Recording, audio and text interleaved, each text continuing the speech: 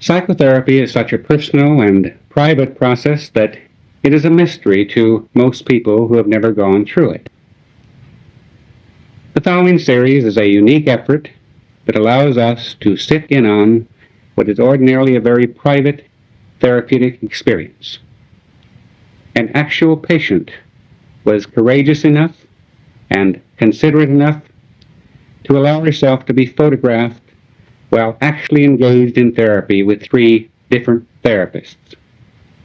Thus, we are allowed the privilege of seeing and feeling what really transpires. A film series like this, in which 3 therapists, distinguished by their different orientations, share their therapeutic endeavors, has never been made before. We therefore wish to express our gratitude to Gloria, the patient, and to her therapists for allowing us to share in their therapeutic adventure. This series will be divided into 3 separate films. In the first film, we see Dr. Carl Rogers, founder of Client-Centered Therapy, interviewing Gloria. In film number 2, Dr. Frederick Pearls, founder of Gestalt Therapy, is working with her. And in film number 3, Dr. Albert Ellis, founder of Rational Emotive Therapy, is our therapist. Each therapist will first describe his system of therapy briefly. He will then demonstrate his work with Gloria, and then he will comment briefly on his work. Now, here's Dr. Carl Rogers.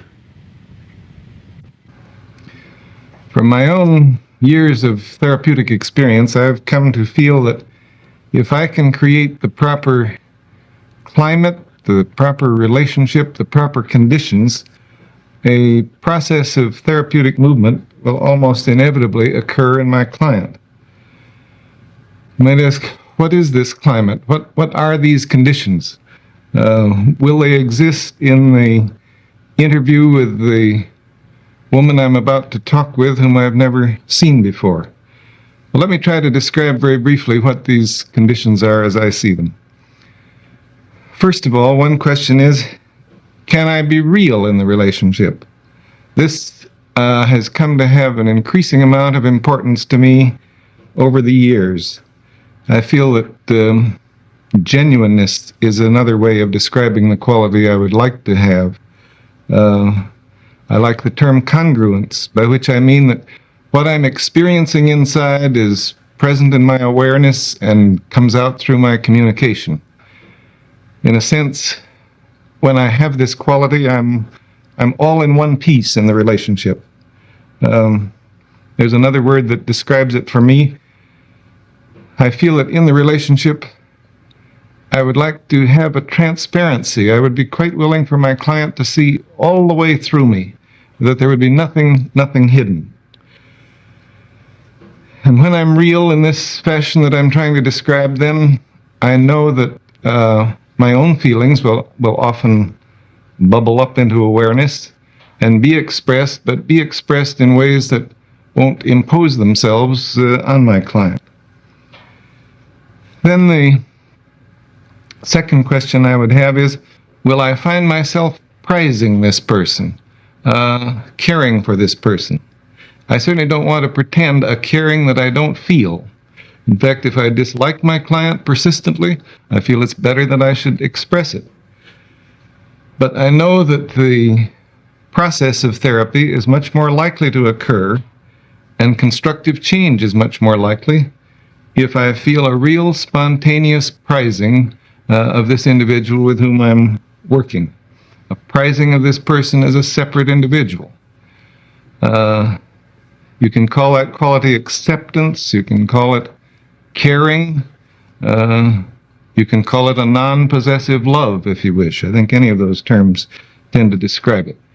I know that the relationship will prove more constructive if it's present. Then the third quality, will I be able to understand the inner world of this individual from the inside? Will I be able to see it through her eyes will I be able to be sufficiently sensitive to move around inside the world of her feelings so that I know what it feels like to be her, so that I can sense not only the surface meanings, but some of the meanings that lie somewhat underneath the surface. I know that if I can let myself sensitively and accurately enter into her world of experience, then change and therapeutic movement are much more likely. Well, suppose I am fortunate and that I do experience some of these attitudes in the relationship. What then? Well, then a variety of things are likely to happen, both from my clinical experience and from our research investigations. We find that if attitudes of the sort that I've described are present, then quite a number of things will happen. She'll explore some of her feelings and attitudes more deeply. She's likely to discover some hidden aspects of herself that she wasn't aware of previously. Feeling herself prized by me, it's quite possible she'll come to prize herself more. Feeling that some of her meanings are understood by me, then she can more readily perhaps listen to herself, listen to what's going on within her own experience, listen to some of the meanings she hasn't been able to catch before. And perhaps if she senses a realness in me, she'll be able to be a little more real within herself. I suspect there will be a change in the manner of her expression. At least this has been my experience in other instances. From being rather remote from her experiencing, remote from what's going on within her, it's possible that she'll move toward more immediacy of experiencing, that she will be able to sense and express what's going on in her in the immediate moment. From being disapproving of herself, it's quite possible she will move toward a greater degree of acceptance of herself. From somewhat of a fear of relating, she may move toward being able to relate more directly and to encounter me more directly. From construing life in somewhat rigid black and white patterns, she may move toward more tentative ways of construing her experience and of seeing the meanings in it. From a locus of evaluation which is outside of herself, it's quite possible she will move toward recognizing a greater capacity within herself for making judgments and drawing conclusions. So those are some of the changes that we have tended to find, and I think that they are all of them changes that are characteristic of the process of therapy or of therapeutic movement. If I have any success in creating the kind of conditions that I described initially, then we may be able to see some of these changes in this client, even though I know in advance that our contact is going to be very brief.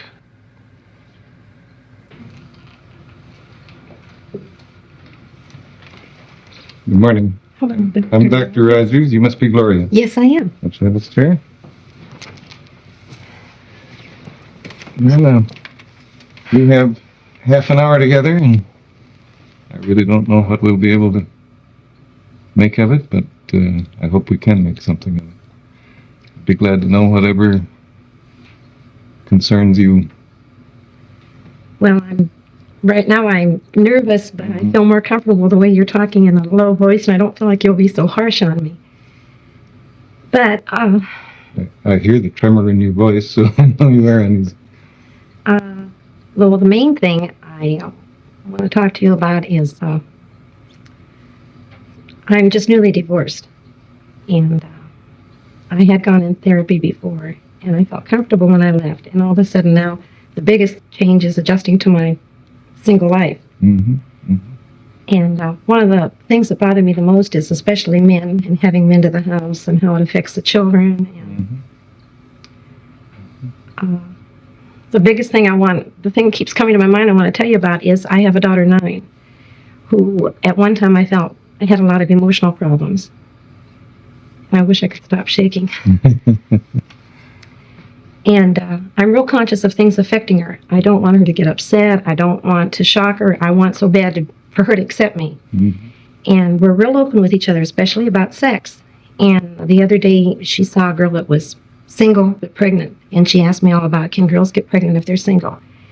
And the conversation was fine, and I wasn't at ease at all with her until she asked me if I'd ever made love to a man since I've left her daddy. And I lied to her. And ever since that, it keeps coming up to my mind because I feel so guilty lying to her because I never lie and I want her to trust me. And I almost want an answer from you. I want you to tell me if it will affect her wrong if I told her the truth or what. And it's this concern about her and the fact that you really aren't, that this open relationship that has existed between you now, you feel is kind of... Yes, I feel like I have to be on guard about that because I remember when I was a little girl, when I first found out my mother and father made love, it was dirty and terrible, and I didn't like her anymore for a while. And I don't want to lie to Pammy either, and I don't know. I sure wish I could give you the answer as to what you should tell her. I was afraid you were going to say that. Because what you really want is an answer. I want to especially know if it would affect her, if I was completely honest and open with her, or if it would affect her because I lied. I feel like it's bound to make a strain because I lied to her. Will she'll suspect that, or she will know something's not quite I feel right? that inside she'll distrust me, yes. And also I thought, well, gee, what about when she gets a little older and she finds herself in touchy situations? She probably wouldn't want to admit it to me because she thinks I'm so good and so sweet. And yet I'm afraid she could think I'm really a devil. And I want so bad for her to accept me. And I don't know how much a 9-year-old can take. And really, both alternatives concern you, that she might think you're too good or better than you really are. Yes. She might think that you're worse than you are. Not worse than I am. I don't know if she can accept me the way I am. I think I paint a picture that I'm all sweet and motherly, and I'm a little ashamed of my shady side, too. I see. It really cuts a little deeper. If she really knew you, could she accept you? This is what I don't know. Yes. I don't want her to turn away from me. That And I don't relationship, even know how I feel about it because there are times when I feel so guilty, like when I have a man over. I even try to make a special setup so that if I were ever alone with him, the children would never catch me and that sort of thing. Because I'm real leery about it. And yet I also know I have these desires. so it's quite clear, it isn't only her problem or the relationship with her, it's in you as well. My guilt. Yeah, I feel guilty What can I accept myself as doing? Yes. And, Yes. and you realize that you set up sort of subterfuges so as to make sure that you're not caught or something. You realize that you are acting from guilt. Is that? Yes. I don't like the way. I would like to feel comfortable with whatever I do. If I choose not to tell Pammy the truth, to feel comfortable that she can't handle it, and I don't.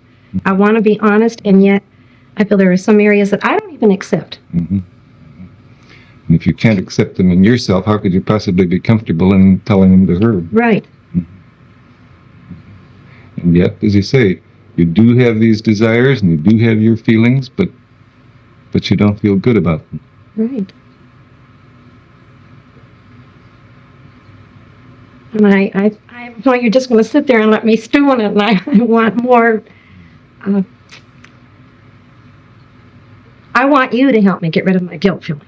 If I can get rid of my guilt feeling about lying or going to bed with a single man, any of that, just so I can feel more comfortable. And I guess I'd like to say, no, I don't want to let you just stew in your feelings.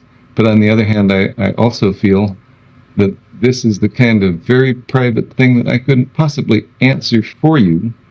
But I sure as anything will try to help you work toward your own answer. I don't know whether that makes any sense to you, but I mean it. Well, I appreciate you saying that. You sound like you mean it. But I don't know where to go. I don't begin to know where to go. I thought that I'd pretty well worked over most of my guilt, and now that this is coming up, I'm disappointed in myself. I really am. I like it when I feel that no matter what I do, even if it's against my own morals or my upbringing, that I can still feel good about me. And now I don't. Like, there's a girl at work who sort of mothers me, and I think she thinks I'm all sweet, and I sure don't want to show my more ornery, devilish side with her. I want to be sweet, and it's so hard for me to. This all seems so new again. And it's so disappointing. Yeah, I get the disappointment that here, a lot of these things you thought you'd worked through, and now the guilt and the feeling that only a part of you is acceptable to anybody else, Yes. that keeps coming out.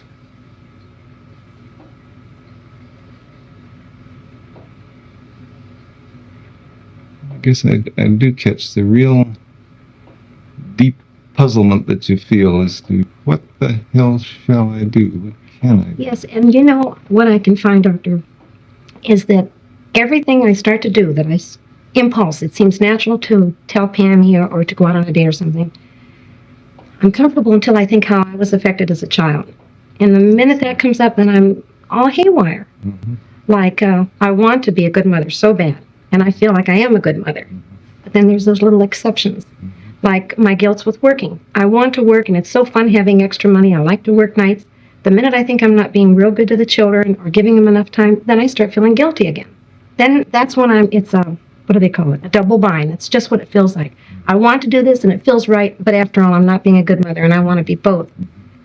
I'm becoming more and more aware of what a perfectionist I am. That's what it seems like. I want to be so perfect. Either I want to become perfect in my standards or not have that need anymore. Or I guess I hear it a little differently, that what you want is to seem perfect.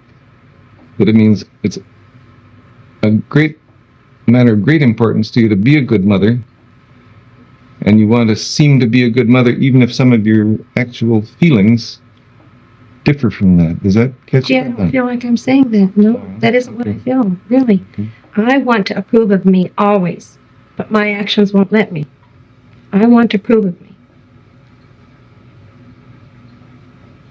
I I think, realize you, all right, I'd like to understand that. You sound as though your actions are kind of outside of you. You want to approve of you, but what you do somehow won't let you approve of yourself. right. Like, I feel that I could approve of myself regarding, for example, my sex life. This is the big thing. If I really fell in love with a man and I respected him and I adored him, I don't think I'd feel so guilty going to bed with him, and I don't think I'd have to make up any excuses to the children because they could see my natural caring for him. But when I have the physical desire and I'll say, oh, well, why not? And I want to anyway, then I feel guilty afterwards. I hate facing the kids. I don't like looking at myself, and I rarely enjoy it. And this is what I mean. If the circumstances would be different, I don't think I'd feel so guilty because I'd feel right about it. Yeah, I guess I hear you saying if what I was doing when I went to bed with a man was really genuine and full of love and respect and so on, I wouldn't feel guilty in relation to Pam. I wouldn't, I really would be comfortable about the situation. That's how I feel, yes. And I know that sounds like I want a perfect situation, but that is how I feel. And in the meantime, I can't stop these desires. I've tried that also. I've tried saying, okay, I don't like myself when I do that, so I won't do it anymore. But then I resent the children. I think, why should they stop me from doing what I want? And it's really not that bad.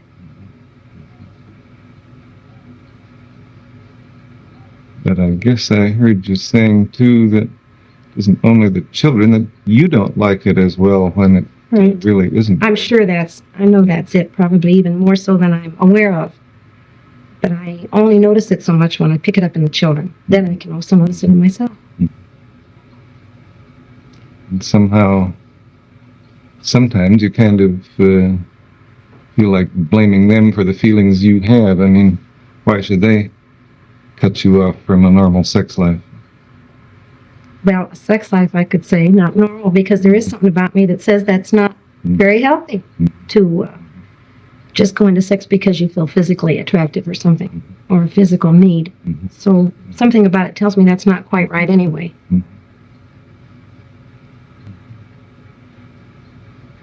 So to feel really that at times you are acting in ways that are not in accord with your own inner standards. Right.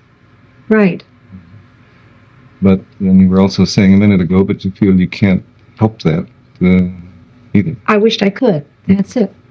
And I can't. Now I feel like I can't control myself as well as I could have before for a specific reason. Now I can't. I just let go, and there's too many things I do wrong that I have to feel guilty for, and I sure don't like that.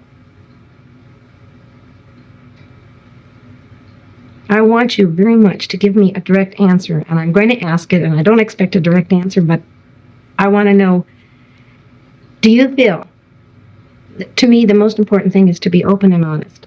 And if I can be open and honest with my children, do you feel that it could harm them if, for example, I could say to Pammy, I felt bad lying to you, Pammy, and I want to tell you the truth now. And if I tell her the truth, and she's shocked at me, and she's upset, that could bother her more.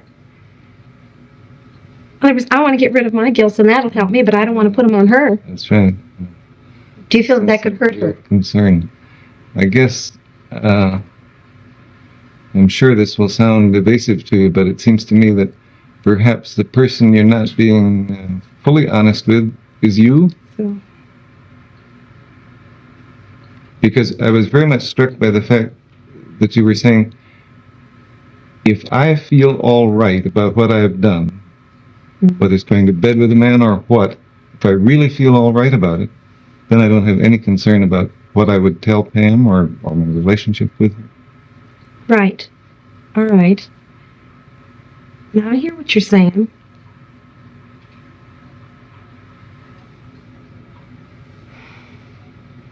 Then all right, then It's I want to been work tough. on accepting me then. I want to work on feeling all right about it.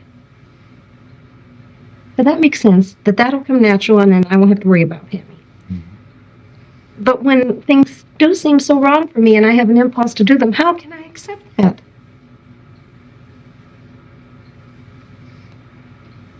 What you'd like to do is to feel more accepting toward yourself when you do things that you feel are wrong. Is that right? Right.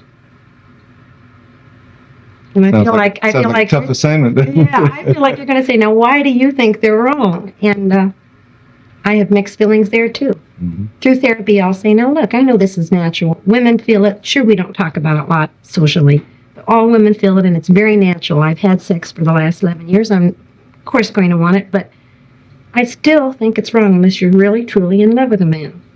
And my body doesn't seem to agree. And so I don't know how to accept it. Sounds like a triangle to me, doesn't it? You feel that I, or therapists in general, or other people say, it's all right, it's natural enough, go ahead. And I guess you feel your body sort of lines up on that side of the picture. But something in you says, but I don't like it that way, not unless it's really right. Right.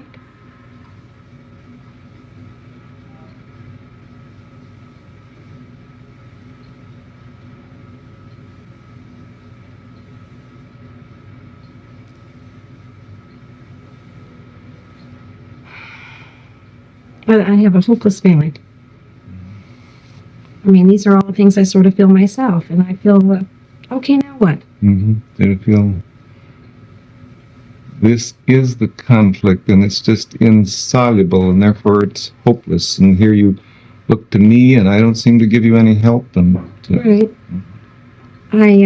I really know you can't answer for me, and I have to figure it out myself, but I want you to guide me or show me where to start, or so it won't look so hopeless.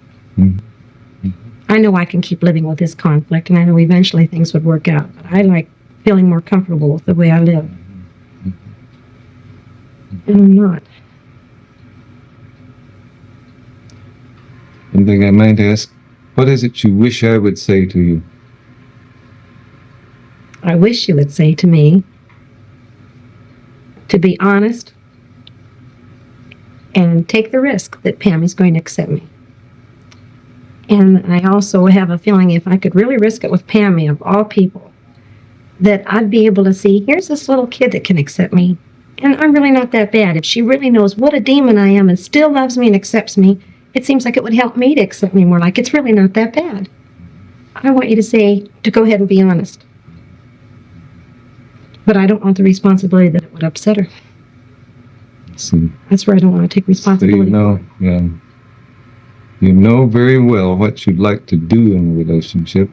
You would like to be yourself, and you'd like to have her know that you're not perfect, and you do things that maybe even she wouldn't approve of, and that you disapprove of to some degree yourself. But that somehow she would love you and accept you as an imperfect person. Yes. Like, I wonder if my mother had been more open with me, maybe I wouldn't have had such a narrow attitude about sex. If I would have thought that she could be, pretty sexy and ornery and devilish too, but I wouldn't look at her as being such a sweet mother, that she could also be the other side. But she didn't talk about that. Mm-hmm. Maybe that's where I got my picture. I don't know. But I want Pammy to see me as a full woman, Mm-hmm. but also accept me. Mm-hmm. You don't sound so uncertain. I don't? What do you mean? What I mean is, you've been sitting there telling me just what you would like to do in that relationship with Pam. I would, but I don't want to quite take the risk of doing it unless an authority tells me that. It's, I guess, one thing that I feel very keenly is it's an awfully risky thing to live.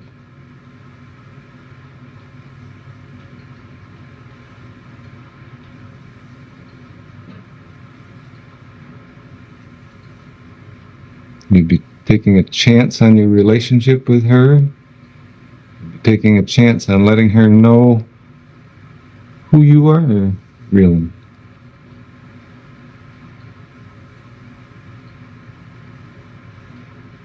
Yeah, but then if I don't take the chance, if I feel loved and accepted by her, I'm never going to feel good about it anyway. Mm-hmm. If her love and acceptance of you is based on a false picture of you, what the hell is the good of that? Is that what Yeah, you're saying? that's what I mean, yes. But I also feel there's a lot of responsibility with being a mother. I don't want to feel like I've caused any big traumas in the children. I don't like all that responsibility. I think that's it. I don't like it feeling it could be my fault. I guess that's what I meant when I said life is risky. It's to take the responsibility for being the person you would like to be with her is a hell of a responsibility. It is. A very frightening one. And I look at it two ways. I like to see myself as being so honest with the kids and really being proud of myself, though, that no matter what I told them or no matter how bad they might think I was honest. Mm-hmm. And down deep, it's going to be a much more wholesome relationship. Mm-hmm. And yet, I get jealous of, like, when they're with their daddy.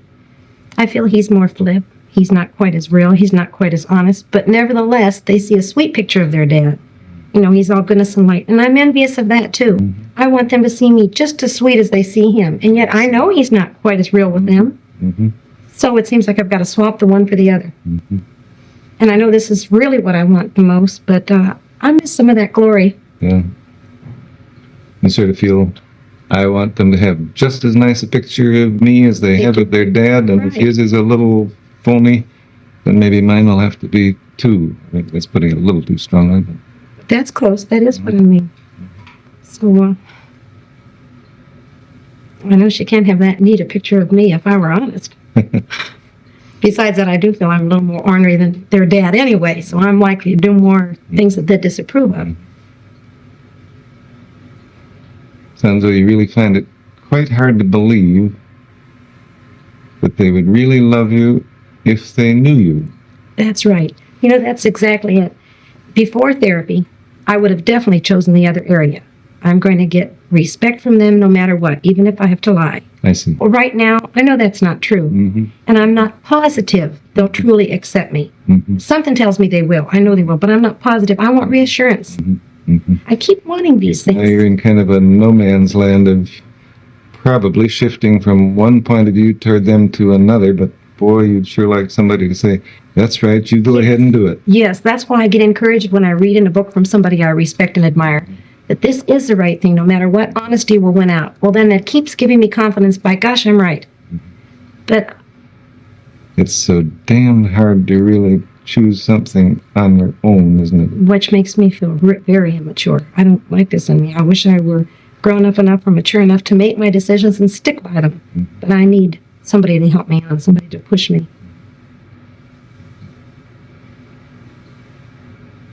So to kind of reproach yourself for that, I guess, and feel, why, if I was anybody or if I was grown up, I'd be mature enough to decide things like this for Right. myself.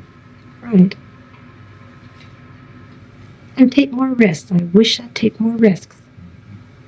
I wish that I could just Well- go ahead and be this and say, however the children grow up, I've done my best. I didn't have to constantly have this conflict. And I'd like later years to say, no matter what you asked me, kids, at least I told you the truth. You may not have liked it, but it's been the truth. That somehow I can admire. Mhm. I disrespect people that lie. I hate it. So you see what a double bind I am in. I hate myself if I'm bad, but I also hate myself if I lie. So it's accepting. I want to become more accepting. I guess, judging from your tone of voice, you sound as though you hate yourself more when you lie than you do in terms of things you disapprove of. I in do. behavior. I do. Because this has really bothered me. This happened with Pammy about a month ago, and it keeps coming to my mind. I don't know whether to go back and talk to her about it, or wait. She may have even forgotten what she asked me. But it Point just, is, you hadn't forgotten. I have no, I haven't. And I'd like to at least be able to tell her that I remember lying, and I'm sorry I lied, and it's been driving me bugs because I did.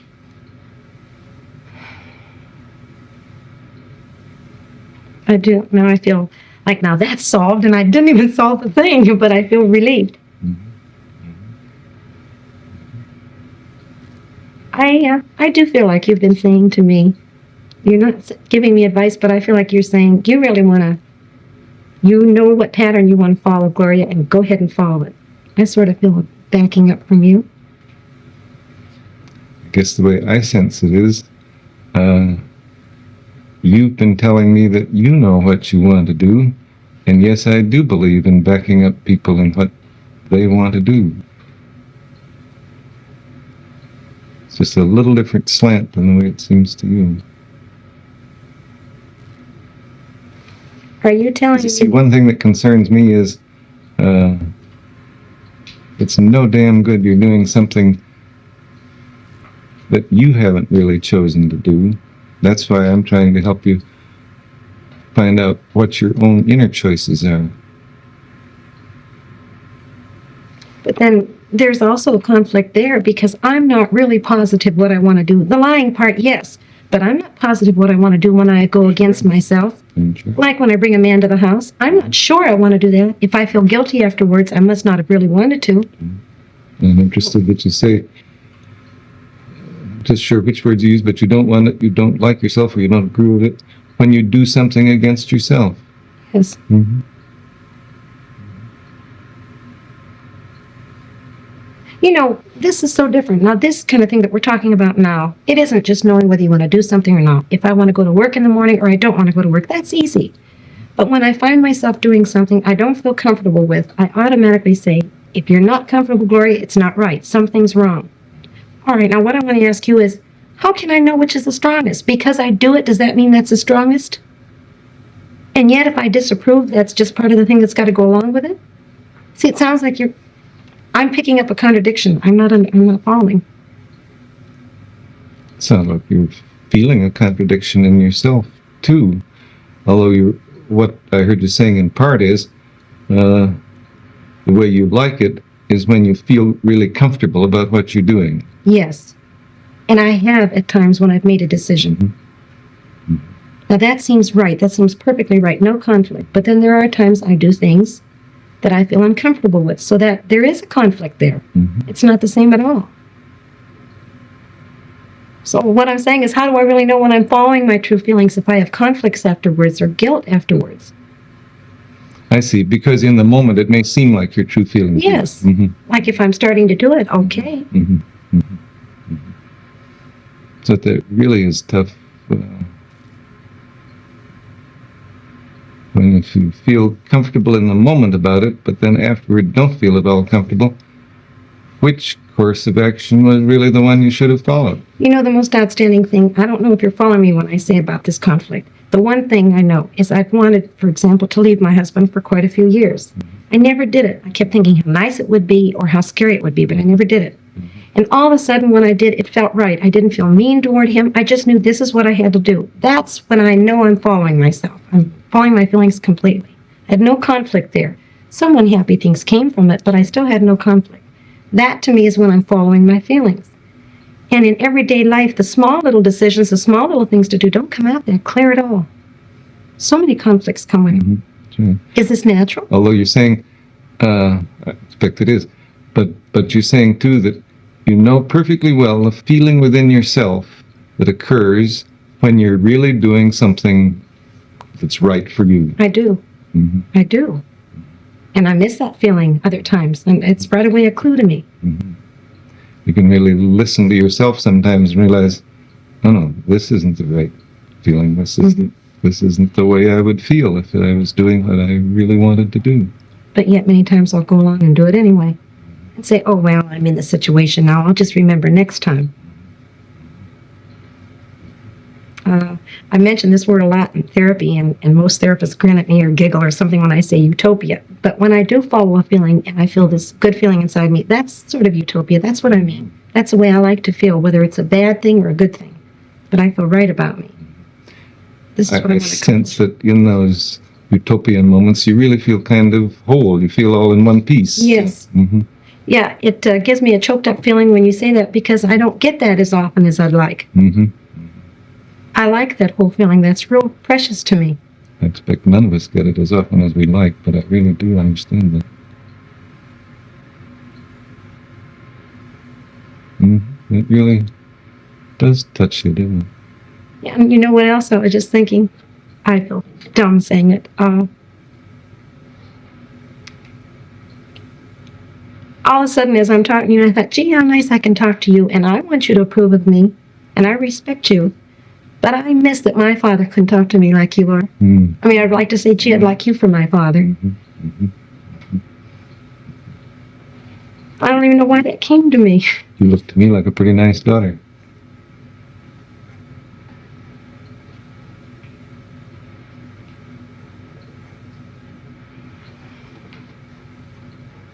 But you really do miss the fact that you couldn't be open with your own dad.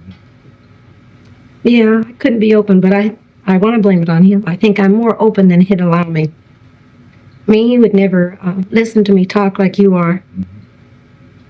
And not disapprove or not lower me down. I thought of this the other day. Why do I always have to be so perfect? I know why. He always wanted me to be perfect. I always had to be better. And, I miss that. You're just trying like hell to be the girl he wants you to be. Yeah, at the same time rebelling. Sure. Like I almost gloated writing him a letter the other day and telling him I'm a waitress, which I expect him to disapprove of. I go out at nights, and I almost gloated, hitting him back like, now, how do you like me? And yet I really want acceptance and love from him. I mean, I know he loves So me. you slap at him and say, this is what I am now, see? Yeah, But you raised me. How do you like it? But you know what I think I want him to say? I knew this was you all along, honey, and I really love you. I guess you really feel badly that you think there's very little chance he'll say that. No, he won't. He doesn't hear.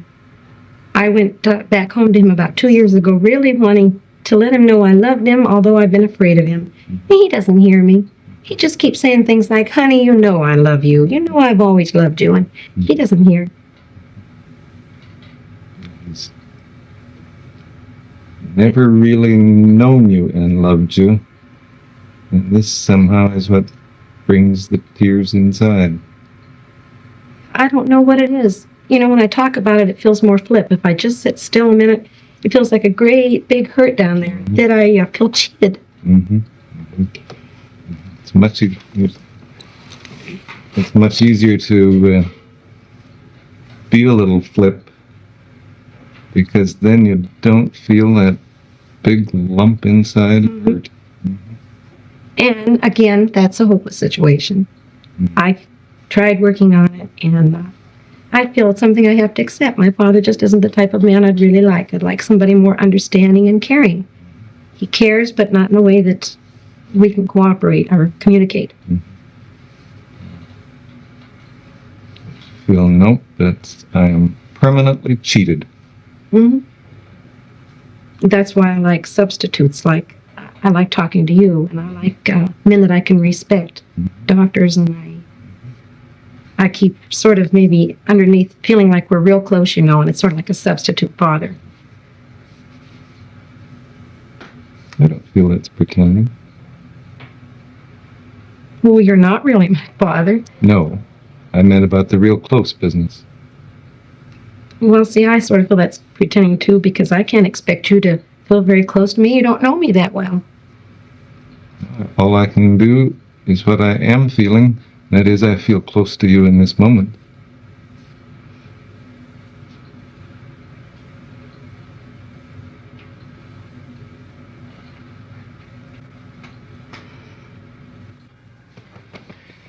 In spite of feeling initially the artificiality of the situation, and particularly the hot lights, I very quickly became oblivious to the outside situation, and I think that Gloria did too.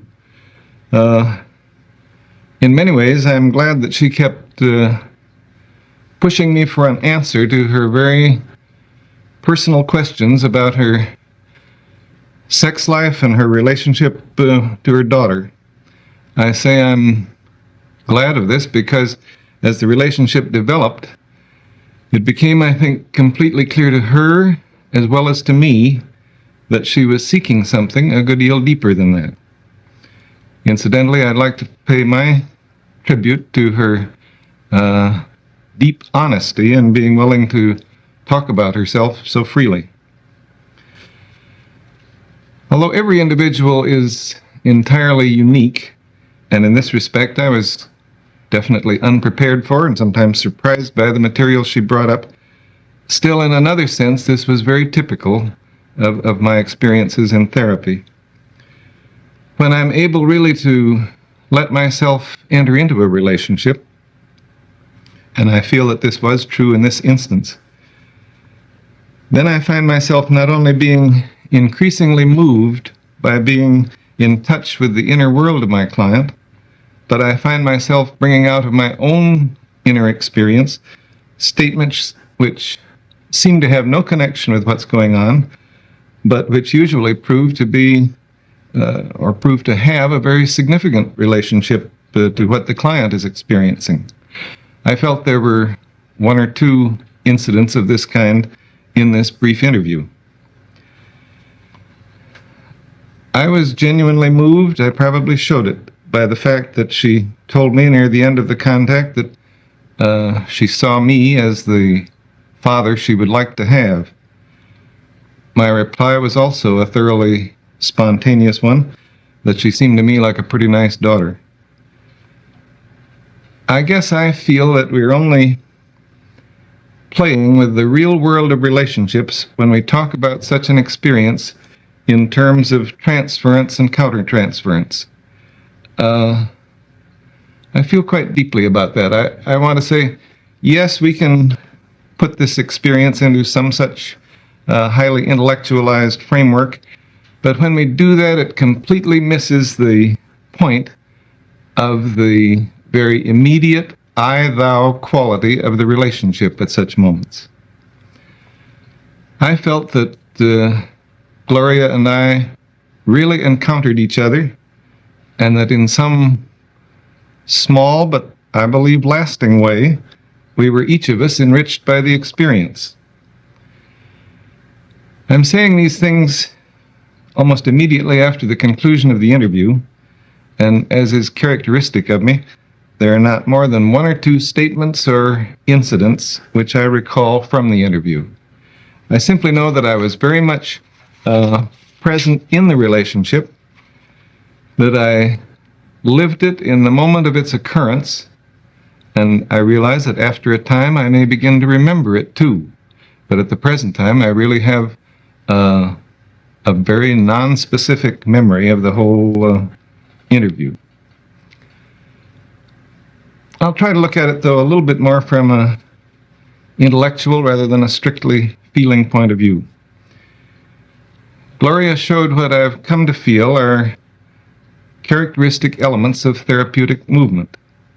In the first part of the interview, she was talking about her feelings, and they were past feelings. She was talking about aspects of her behavior and of herself as if she didn't quite own them. She was looking outside herself for a center or locus of evaluation, some source of authority. She saw some of the things she was talking about in fairly black and white fashion. By the end of the interview, she was experiencing her feelings in the immediate moment, not only as evidenced by her tears, but by her ability to express very directly and with immediacy her feelings toward me. She was also much more aware of her ability to make her own judgments and choices. I guess, put in terms that have become somewhat commonplace, you could say that she moved from the there and then of her life to the here and now of elements that she was discovering in herself and feelings which she was experiencing in the moment in her relationship with me. All in all, I feel good about the interview. I guess I feel good about myself in the interview. And like Gloria, I feel very real regret that the relationship cannot continue.